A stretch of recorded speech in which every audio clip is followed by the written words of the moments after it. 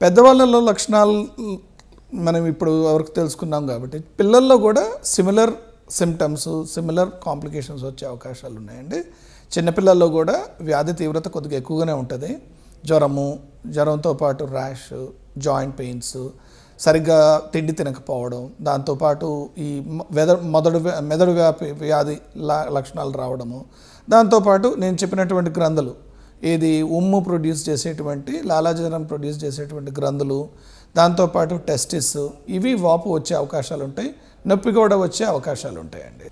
చెంపలమ్మ గవదలమ్మ అనే దాని గురించి మనకు ఒకసారి పేషెంట్కి వస్తే మళ్ళీ వచ్చే అవకాశాలు ఉన్నాయా లేదా అనేది కామన్గా పేషెంట్స్ అడుగుతూ ఉంటారండి. సో ఏ వైరల్ ఇన్ఫెక్షన్ వచ్చినా కూడా కొద్దో గొప్ప వైరల్ ఇన్ఫెక్షన్ వచ్చిన వెంటనే మనకి వ్యాధి నిరోధక శక్తి ఉంటుందండి. కానీ ఒక 3 నెలల నుంచి 6 నెలల తర్వాత నుంచి ఆ ప్రొటెక్టివ్ యాంటీబాడీస్ అనేది తగ్గిపోయి వ్యాధి మళ్ళీ వచ్చే అవకాశం చెంపలమ్మ అనేది ఉంటుంది.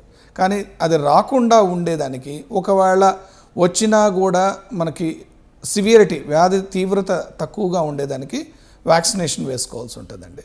వ్యాక్సినేషన్ వేసుకున్న దానివల్ల 100% ప్రొటెక్షన్ ఉండకపోవచ్చు, కానీ 90% వరకు ప్రొటెక్షన్ ఉంటుంది. ఆ మిగతా 10% ఎవరికైతే వస్తుందో లక్ బాలేక వాళ్ళకు వచ్చినా కూడా వ్యాధి తీవ్రత అనేది కొద్దిగా తక్కువే ఉంటుందండి. సో వ్యాక్సినేషన్ వేసుకుంటే బెటరు. అండ్ మళ్ళీ మళ్ళీ మమ్స్ వచ్చే అవకాశాలు అయితే ఉన్నాయండి.